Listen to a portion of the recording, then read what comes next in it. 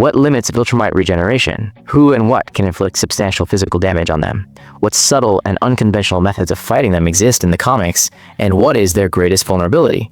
The answers to these and other fascinating questions concerning our old acquaintances, the Viltrumites, in this video. And friends, at this point, I warn you about a large number of plot spoilers for the Invincible comic series, including possible plot developments in seasons following the third, so be careful. Once during the reign of the great Emperor Argol, Viltrum resembled paradise. His reign, which lasted millennia, was dubbed the Golden Age of Viltrum by his kinsmen. Argol valued wisdom above physical strength, for which his subjects loved him, and for which Viltrumites still value and honor his memory.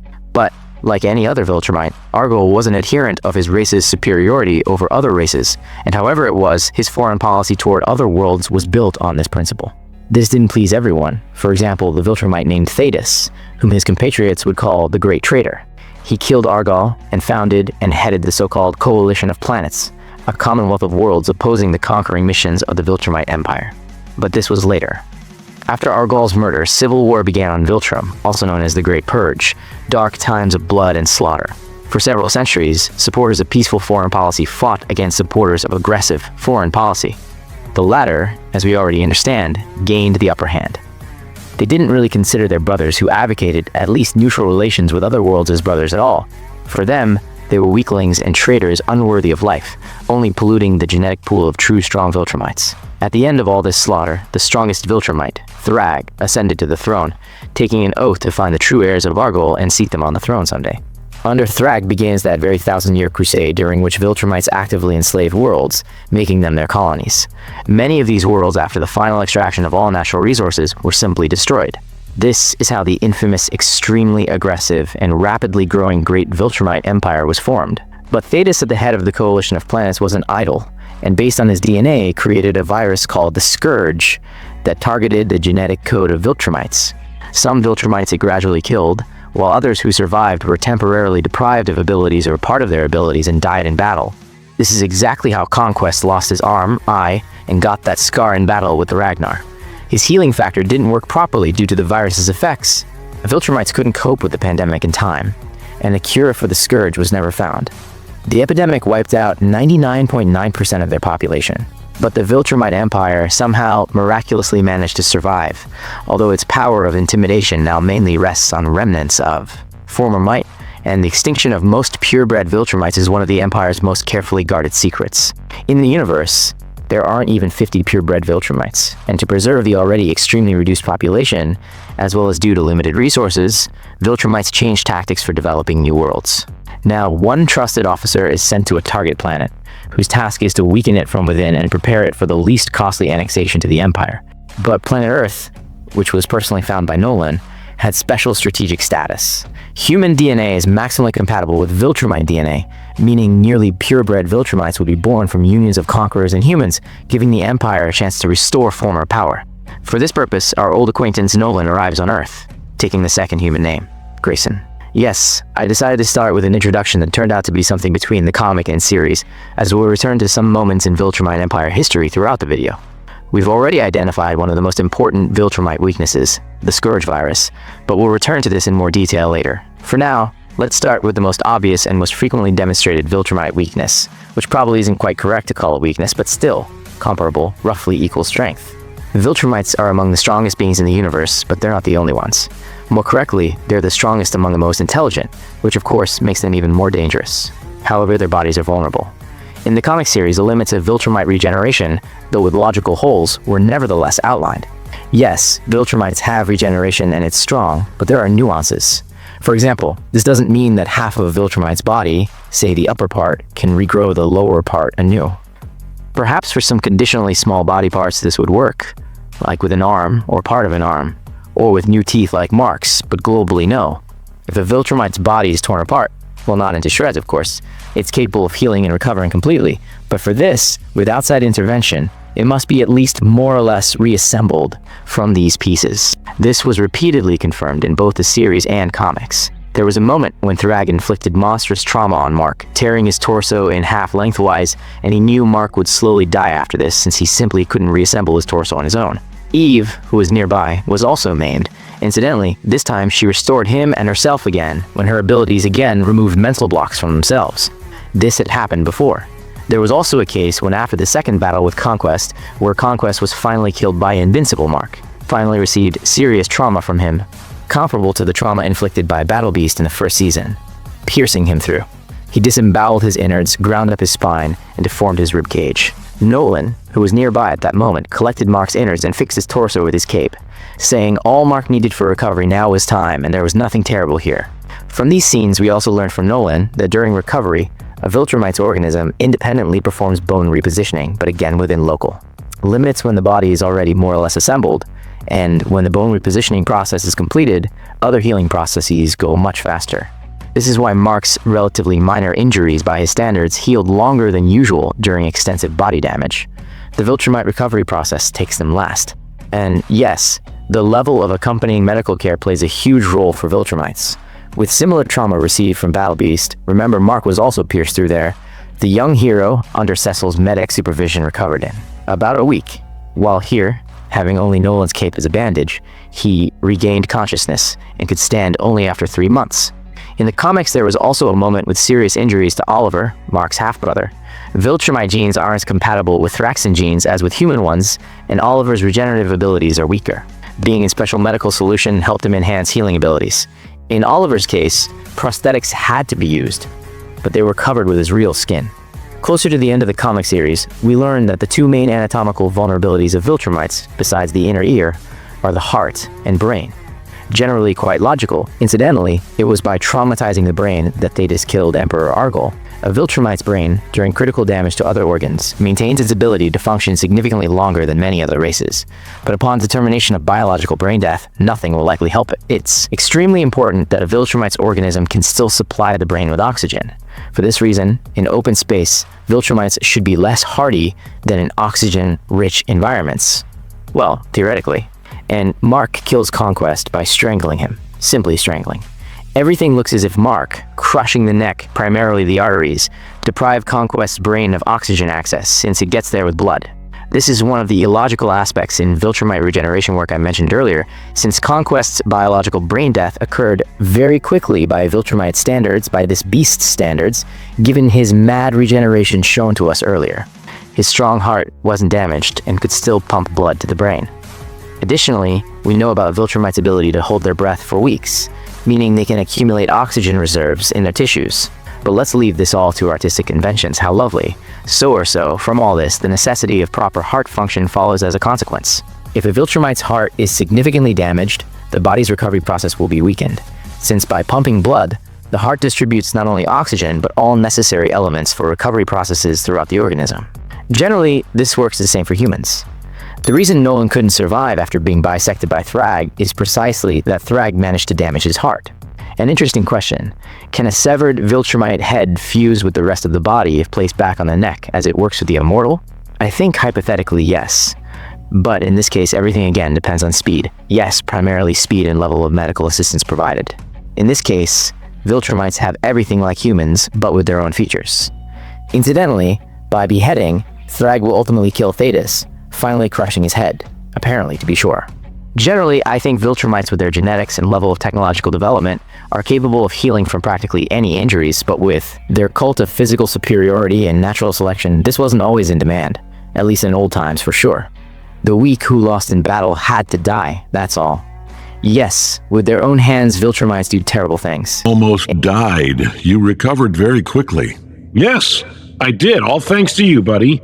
And since we started talking about comparable strength for Viltrumites, we should have started with the most ferocious and simultaneously most charismatic force in the universe, with your favorite battle beast. But to not break some logical and plot sequences, we'll start with other guys. We'll talk about the beast in a few minutes. So I think Alan the Unopan you all remember perfectly. Once Unopar was a prosperous world, its children learned to live in harmony with both nature and technological progress.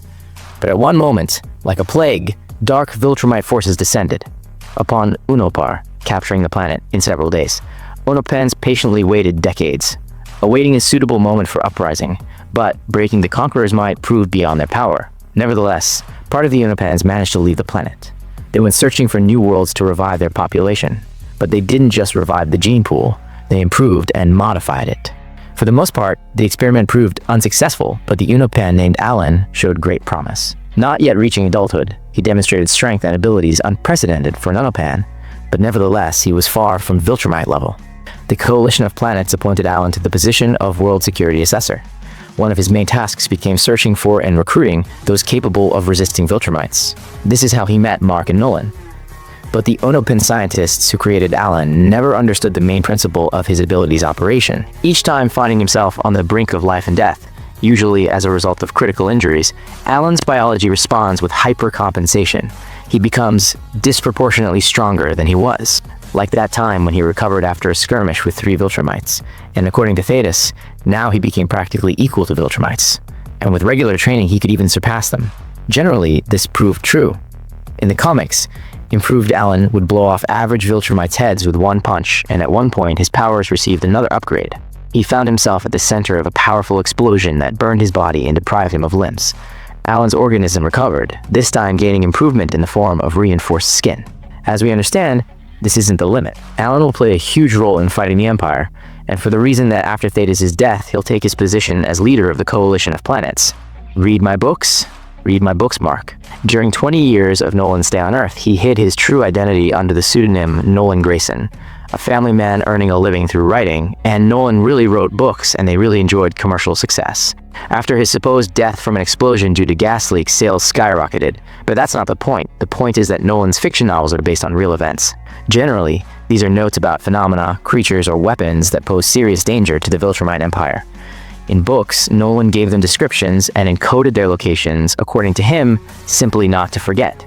All this was done to identify, study, and eliminate factors threatening his race's existence. But due to plot circumstances, Nolan and Alan will use these notes to search for new allies and new weapons for the coalition of planets opposing the Empire.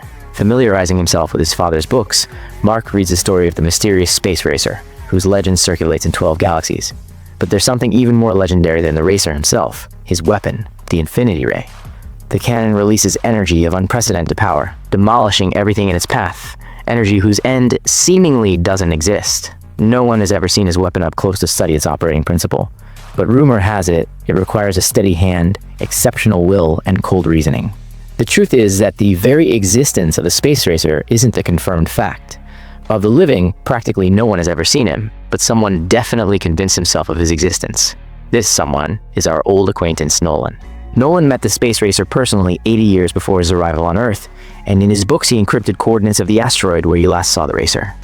The meeting was far from friendly, and Nolan buried him under rocks. Surely after 100 years spent under a pile of stones he's already dead. But in the same place, next to the racer's grave, that very mysterious Infinity Ray remained lying. Nolan tells Alan that no one except the racer himself could take this weapon. If, 100 years ago, he had tried to take it in his hands, it would have rushed toward the racer's body, so it simply remained lying here. The partners clear the stone debris, and the space racer turns out to be alive. And with the cannon that instantly flew into his hands, he threatens Nolan, asking for reasons he should leave him alive. The fact that the racer didn't shoot Nolan immediately after 100 years spent under stone piles because of him tells us that the space racer isn't an aggressive character by nature, and first, when such opportunity exists, he takes up negotiations. Nolan, as we know, isn't the best negotiator, but Alan contributes and convinces the racer that Nolan has changed, and now he's on the coalition side, opposing the Empire. Alan persuades the racer to join them and proceed to Coalition of Planets headquarters. In the end, he agrees, and saying he's gotten quite hungry over 100 years, sits on this cosmic bike that materialized from nowhere. During examination at Coalition headquarters, Thetis will note that the racer has insane metabolism, and we also understand that to be able to go a whole century without water, food, and probably oxygen, he must have the ability for its extreme deceleration. The racer's role in fighting Viltrumites will also be enormous. His Infinity Ray will pierce through heads and other places of more than one Viltrumite, and with his cannon's help, he'll destroy the entire planet Viltrum. Yes, the entire planet. But this doesn't mean the cannon will necessarily destroy any planet it hits in any part. As Thetis commented, the shot was made with maximum precision at the right part of the planet. Yes, and with all this, the planet's destruction can be considered great luck. Incidentally, Viltrum itself long ago stopped playing any strategic value for its natives. The planet represents one big mass grave of Viltrumites. The ring around the planet is a ring of corpses of those who fell during the Great Purge and due to the pandemic. In some measure, this is a monument to former might and the price of mistakes, but nevertheless, it's a huge blow to the Empire's history, legacy, and dignity. The racer himself during battles will keep his distance for logical reasons, and most of his individual missions serving the Coalition will carry reconnaissance, search character. Also, these will be missions where technological ingenuity and special agility should be shown. Wild planet, wild beasts. Once Viltrumites discovered a planet with an anomalously high gravity level. During investigation, they encountered its true owners, those they would call Ragnar. Lizard-like creatures who, just to simply move across the planet's surface, had to develop unprecedented strength during evolution. Viltrumites for Ragnar are just food. They devour them alive, making them extremely dangerous for the Empire's existence. Nolan will tell Alan that Viltrumites tried to exterminate Ragnar by force, but nothing good came of it. Once Nolan himself devised an effective plan, Viltrumites closed Ragnar's sun with a huge disk, plunging their planet into eternal frost, and this worked. Now the Coalition team arrived on the planet to capture a batch of frozen Ragnar, but to do this, they need to find them in ice layers. Instead of slightly moving the disk covering the sun, the team explodes it, and Ragnar begin rapidly thawing, intending to feast on Nolan and Alan. Our heroes simply run away without completing the mission.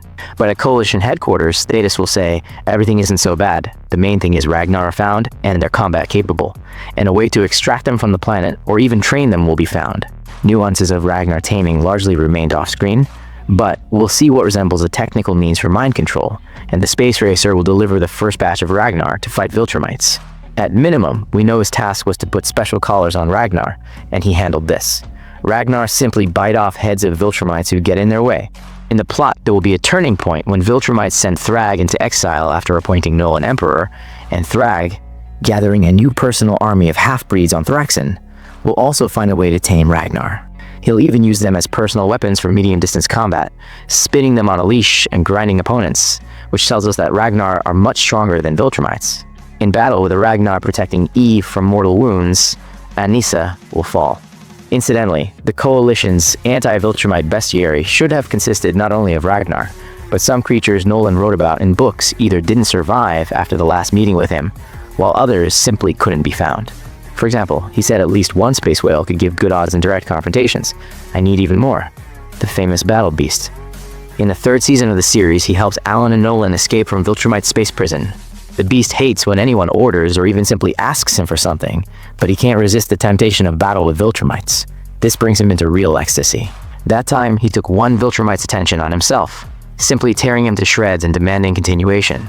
That time, Nolan and Alan lost the beast in open space, but of course missing the chance to secure such an ally's support. Against the Empire would be a big miscalculation for the Coalition, and the partners set off for the beast's home planet Dorne. There we learn from the Elder that Battle Beast, also known as Thok, long ago left his planet. He's a hero and beloved son of his world who rid it of all internal enemies, turning his people's life into utopia. He's the only representative of his race of this kind. There are no equals to him in strength except perhaps his daughter, who will be shown at the comic series conclusion. They say the source of his powers is some curse, but rage and obsession with battle grew with each fight, and at one moment he left his planet searching for worthy opponents. This is exactly how he once ended up on Earth. The Mauler promised him opponents of his level. His expectations weren't met there, but Coalition allies will still find Thok in open space where he fell into hibernation. At their next meeting with Viltrumites, the beast of course thirsts for direct confrontation with the strongest of them, Thrag, and this time, Thrag quickly and easily knocks out the beast, taking him out of the game, which of course further inflames Thok's thirst for a new meeting with him. At one moment, Alan, already head of the Coalition of Planets, will send the racer after Thok, who was ridding some planet of some tyrant. There, the beast met a woman who during lovemaking managed to draw his blood, which again brings him into rapture. Upon arrival at headquarters, Thok demands explanations from Alan about what his time is being spent on, time he could spend in battles. But Alan gives the beast the task of tracking down and killing the former Viltrumite regent Thrag. Just look at this most satisfied face. After exile, Thrag established himself on Thraxon, becoming the new ruler among locals, producing an army of purple half-Viltrumites like Oliver there. Thok arrives there. Thrag mocks that they sent Battle Beast after his head, since last time their battle clearly wasn't in his favor. Thok replies that the battle wasn't finished, so there's nothing to discuss. Yes, and open space is Viltrumite territory where they have clear advantage. Thok's allies from orbit drop a batch of Ragnar to help him. This infuriates the beast. He thirsted for equal combat and independently begins destroying the Ragnar sent to help him. He doesn't intend to give himself advantage, and therefore additionally inflicts a stomach wound on himself, similar to that which Ragnar managed to inflict on Thrag. Thrag is shocked by all this, but seeing Battle Beast's honor, also orders the Thraxons who began protecting their new ruler to retreat. This was one-on-one battle, and this battle was legendary. After several days of fierce fighting on equal terms, Thrag still managed to tear out Thok's heart and crush it in his hands, apparently through. That very stomach cut the beast left himself dot, thanking his opponent for the great battle. The legendary battle beast dies, and wounded Thrag collapses unconscious. After he recovers, we'll see that from the beast's hide, he made a battle trophy he'll proudly wear in memory of this fight. The allies also went searching for the hero who helped the Gildarian race. This race, also part of the coalition of planets, get rid of alien invaders' Empire accomplices. This hero is an Earthman named Zach Thompson, nicknamed Tech Jacket, or simply Tech Jacket. Gildarians are fragile by nature, and to help themselves, they created high-tech armor. Once by chance, Zach Thompson took possession of this armor, and it turned out that symbiosis of Gildarian armor and human biology gives much more effective results and more advanced power characteristics. Yes, some elements of the origin remind the Guyver universe. You might have seen Tech Jacket in the 3rd season of the series, where he dealt with one of the evil versions of Invincible in orbit. In the comics, already in his solo spin-off also relating to the Invincible universe, he dealt with 2 evil marks at once, incinerating them by releasing his suit's energy at maximum, since the Gildarian armor's power source is one of the most dangerous things in the universe. But he uses this feature rarely. It's extremely dangerous for himself. So being a coalition of planets ally in war with Viltrumites, he won't crush Viltrumites in batches, but various capabilities of his armor can help heroes in non-standard situations. Of course, the coalition secures support from the second Viltrumite in history after Thetis to rebel against his race's ideology, Mark Grayson, Invincible. Many consider Mark the strongest Viltrumite of all who ever existed, and not without reason. There's something that makes Mark special. I'm not talking about his kinship with that very Argol. Mark's human emotionality predisposes him to sharp adrenaline bursts and psychomotor activation in extreme, seemingly hopeless situations.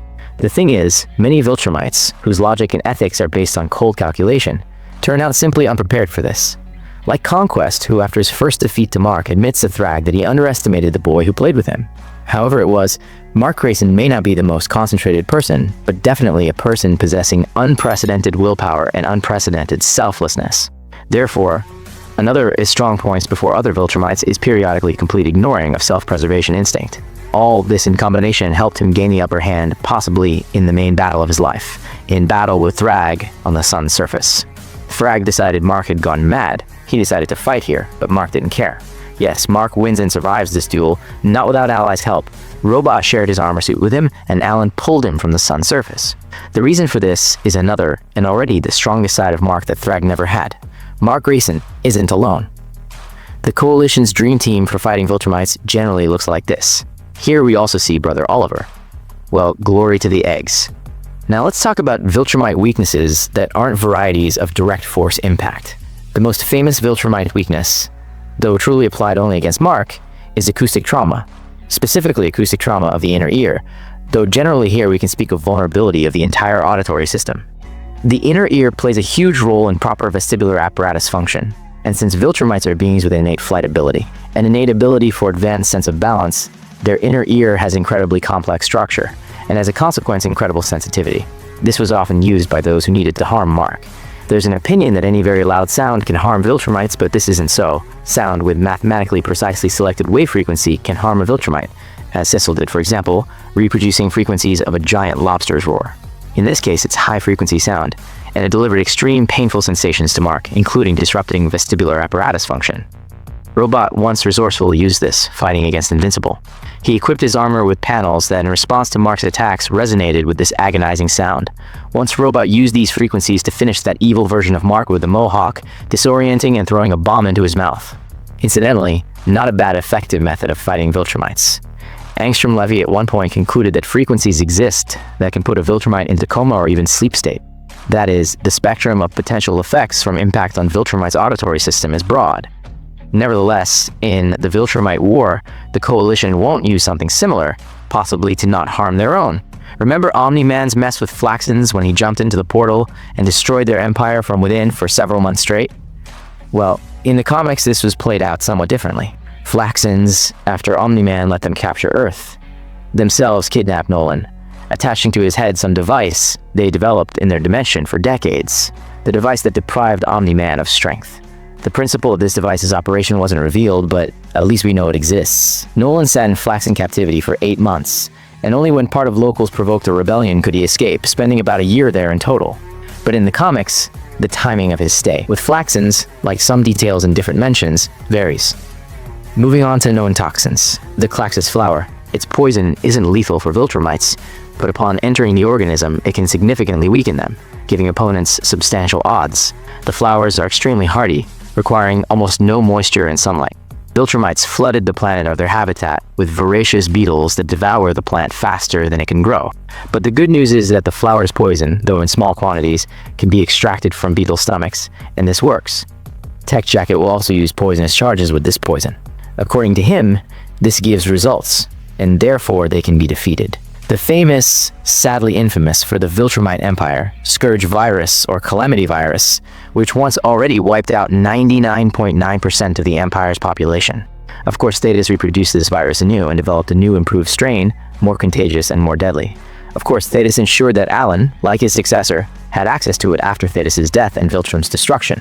The remaining 37 Viltrumites rapidly headed to Earth, and Thrag presents Mark and Nolan with an ultimatum. Either you let us quietly hide among humans where we'll restore a population for generations he calls this peaceful occupation, or we fight here with you for the last time. Yes, maybe you'll win, but Earth as a battlefield will turn to ruins. The Graysons are forced to accept Thrag's conditions, but Alan has other plans. Learning that Viltrumites establish themselves on Earth, he's going to release the virus there. But the problem is that Viltrumite and human genetic codes are so similar that along with Viltrumites, the virus might wipe out all humanity. But Alan is ready to go through with this, and Mark's brother Oliver supports him. In the end, Mark, not without Thrag's help, manages to convince Alan, but Oliver decided to see it through and rushed with the virus to the planet's surface. Mark stops him, but accidentally Mark becomes infected with the Scourge. Thrag declares he'll heal the guy on his lunar base as a sign of respect for their diplomatic agreements. This is exactly how, after analyzing Mark's DNA, Thrag learns that he and consequently his father Nolan are heirs of Great Emperor Argal. He'll try to cover tracks by killing Mark, but Dinosaurus saves him. Precisely because Mark is Argal's blood heir, his organism can resist the infection, though he'll manifest that very side effect in the form of temporary loss of abilities. He'll hit Alan in the head, breaking, and more precisely practically tearing off his hand, since his strength partially remained while durability didn't. Cecil's medics will perform 11 operations to restore his hand. Generally, since Oliver realizes his mistake, plot moves with the anti-Viltrumite virus called Scourge will end here. I understand, and won't anymore. Finally, we have one more virus left, which is already the main weakness of Viltrumites, a virus that mows them down even worse than the Scourge. The danger of this virus for Viltrumites and their susceptibility to infection was shown from the very first episodes of both series and comics. Of course, this is the virus of humanity. Yes, maybe all this sounds slightly metaphorical for my words, but remember yourselves, Viltrumites explain what happened to Nolan, that is the reasons for his betrayal, as an infection. The infection they believe Mark was also subject to. But with Mark, everything's more understandable. He was born on Earth and raised as an ordinary human child. But what made Nolan, a convinced imperialist with 1,000-year experience enslaving worlds, succumb to human feelings? When Nolan arrived on Earth, much confused him. He even caught himself thinking that perhaps he should abandon the mission to conquer this planet, but it had too significant strategic value for the Empire. This planet has too many enemies, both internal and external. The strangest thing is the local inhabitants. There's too much individuality in them, and this alarmed him most of all. He was afraid to admit to himself that he sincerely loved his family, Mark and Debbie, as well as many attributes of human life, since largely this meant betraying his empire's ideology, as attachment among Viltrumites is considered weakness. Attachments and compassion are obstacles to empire expansion, so it happened.